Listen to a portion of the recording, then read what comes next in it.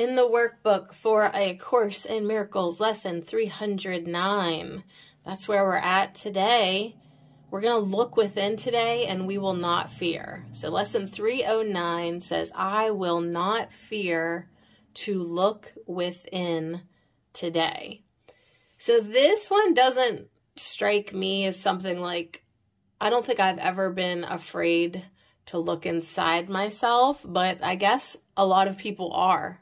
Like, a lot of people are even freaked out to go to a yoga class and to lay on a mat with their eyes closed and breathe for like 5 minutes. That's like too much inside time for them.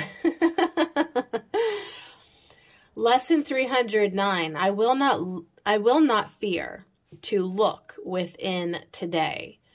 Within me is eternal innocence, because it is God's will that it be there forever and forever. I, his son, whose will is limitless as is his own, can will no change in this. For to deny my Father's will is to deny my own. So we've got this eternal innocence within us, and we cannot will it any different. It is what it is. To look within is but to find my will as God created it, as it is. I fear to look within because I think I made another will that is not true and made it real, yet it has no effects. Within me is the holiness of God. Within me is the memory of him. So the step I take today, my Father, is my sure release from idle dreams of sin. Your altar stands serene and undefiled. It is the holy altar to myself, and there I find my true identity. So yes, we have been conditioned to look everywhere for everything other than within ourselves. Like, and you hear the saying, heaven is within, heaven is within, peace is within, everything you are looking for is inside of you, all your answers are within, within, within, within. So that's what we're doing today. We're going to look within today. We're going to look for the altar within us. We're going to look for the peace within us. We will find the eternal innocence within us. We will find God's will for us in us. Now, of course, the ego has other plans. It keeps us looking outside of ourselves. It keeps us, did you set up your Christmas tree yet? Have you done this? Have you done that? Did you change the decorations? Do you have the complete set of this? Or have you collected all of that? Did you get the lover? Did you get the job? Did you get the stuff? Did you? The ego's saying is look and do not find. So it has you seeking, seek and do not find. It has you looking and seeking and worshiping, but never quite getting it. And apparently we're afraid to look within. Within me is the holiness of God. So the world that we have made is not real. The real world is inside of us as God created it, as it is. And today, lesson 309, I will not fear to look within today. Tina Jesus for lesson 309 talked about the ego's game. The ego keeps you in this repetitive game of looking outside of you and chasing everything outside of you, chasing the future, chasing the love of your life, chasing the job that you want, chasing all this stuff that you have been deeply indoctrinated into consuming. You are part of a deeply indoctrinated program of purchasing, constant consuming, endless consumerism. And if we're not in love with stuff, we think that we need to be in love with a special person. The ego worships a special relationship. It keeps you thinking that without it, you are nothing. The ego's game is to have you look outside of you and chase. But that's not what it's all about, according to lesson 309. 309 says to look within. And when you look within, even though you're in this dream world, you do have a map inside of you. And this map is your directions to go home. Now, Jesus said you don't have to go home. You can stay here and play in this reality as long as you want. But when you are ready, when you realize that you will be chasing things endlessly and never finding love or peace or happiness, when you are ready to go home, go to your inner guidance. Go inside of you and find the map. And when you go into the darkness, when you explore, you're going to find a lot of programs that you're going to need to evict. Evict programs that feel bad. You were meant to be happy. So when you go inside of you and find a deeply indoctrinated program that does not feel good, you must evict it from your mind and instead go to the inner guidance within you. Go to your map and go home. I feel like Jesus may have said some other things, but, it's only 2 pieces of paper. It's only one girl and 2 pieces of paper and a Sharpie. It's like, I get down what I can get down. And it is true. We constantly think that we need to acquire more stuff, more clothes, more of everything, looking essentially for a peaceful, loving, happy experience. That's why we shop. That's why we buy things. That's why we think we need pumpkin spice cocoa. That's why we need all the cozy la-di-da, la-di-da, because we're looking for peace. We are looking for holiness. We are looking for our eternal innocence outside of ourselves. We'll never frickin' find it. We've got to go within. So I have definitely shared that I do struggle in the external world. I don't feel a purpose in the ego's world. I have everything that you'd think that you'd want, and I still don't really feel the ego's satisfaction, right? So today I will make it my purpose to go within. I will look within today. I will try to understand that the ego's world has no effects, and the holiness that I am thirsty for is within me. Within me, I will remember God. I will remember my source. I will remember my Father. And as I go within more and more, I will be released of the dreams, because I still think that I am failing somehow because I don't care for the dream. I don't want the dream. Right? So release me from idle dreams of sin. Let me go within. There's an altar in there. It's serene. It's undefiled. It is the holy altar to myself, my capital S self. And there I find my true identity. Pathwaysoflight.org. Welcome to the reading, A Course in Miracles Workbook Lesson 309, Insights. I will not fear to look within today. The burden of guilt that everyone in this world carries is far greater than we recognize. The guilt we are aware of is like the tip of an iceberg. Beneath the surface, hidden in our unconscious mind, is intolerable guilt that seems to lurk, waiting to be discovered. Yet it is feared, for if it were recognized, it would be so dark and horrible that we would no longer want to live.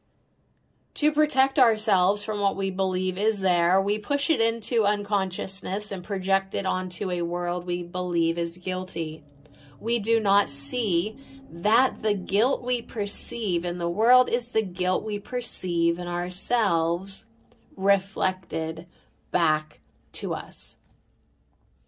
This is the ego's belief system. It is founded on the belief that we actually separated from our source and have made a will different from his. Today's lesson brings us freedom from this insane story. It tells us that contrary to what we believe, within us is eternal innocence. It tells us that we have not succeeded in making a will in opposition to God's. The perception of an opposing will is an illusion that could never be real. This is our release from guilt. The section on the second coming that goes with this lesson tells us that the second coming is the return of sanity. It is the moment in time when forgiveness rests equally on all things. Forgiveness opens our mind to the recognition that the rift we thought occurred between us and God never happened. We remain united with God. We share his will, and his will for us is perfect happiness. The way we reach full recognition of the eternal innocence within is to step by step bring every thought of guilt and fear to the Holy Spirit. As we give them to him with an open mind and heart, we receive his gift of recognition that nothing has ever occurred to alter the Holy Son of God in any way. The Son is our self, our identity, forever pure, forever innocent, and forever love. Today I would accept Holy Spirit's gift of innocence and share it with the world, for I would not fear to look within today. This is not an easy concept to grasp. When I first started reading the course, it discussed this guilt thing immediately. Well, I thought this does not apply to me. My reasoning was I rarely ever do anything to my fellow travelers that would warrant guilt. Besides, if I accidentally offended someone, I would go and clean that up and take care of it. This works well for me. However, the course discusses guilt at a deeper level, just like the 10 Commandments have a deeper meaning to them.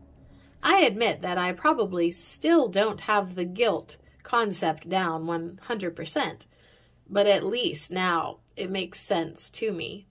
I now stay vigilant to where I may be projecting guilt onto others. However, I don't find this to be easy to fulfill. pathwaysoflight.org. All right, so every once in a while, there's one sassy broad that got into the pathways of light. So yeah, you might not recognize that you could be projecting something from an unconscious level, your subconscious guilt. That guilt, that collective consciousness has just gotten that good and ready for you.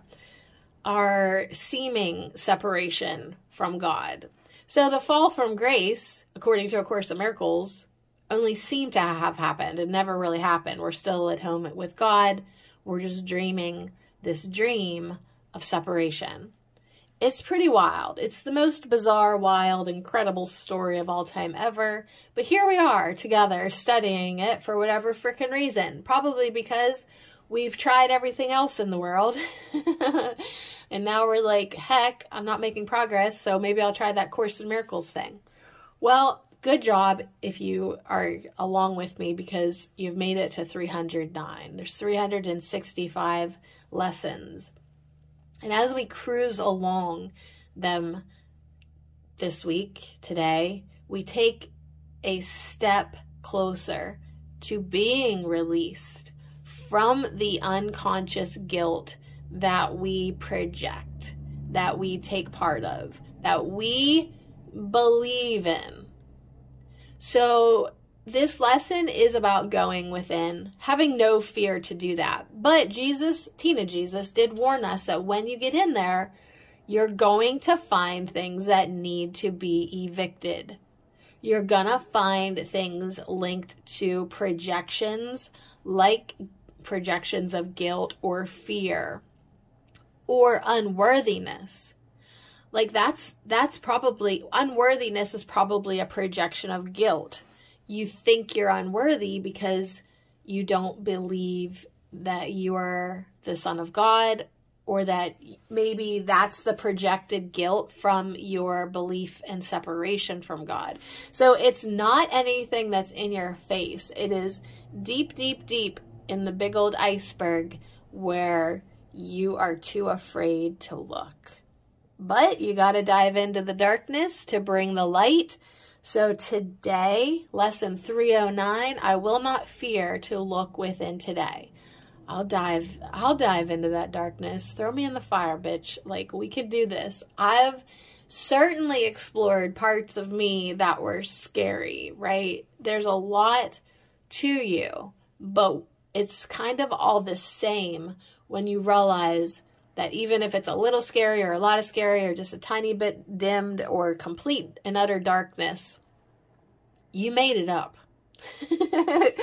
So that's why forgiveness gets easier, because one sin is not worse than another. It's just all made up. It's all the same. So you forgive one, you forgive them all. You realize you made one dream, you realize you made all the dreams. And then you find your truth of what you truly are. Once you realize everything that you made is just a dream, you can be reminded of who you truly are, your real self, the one that is one with God.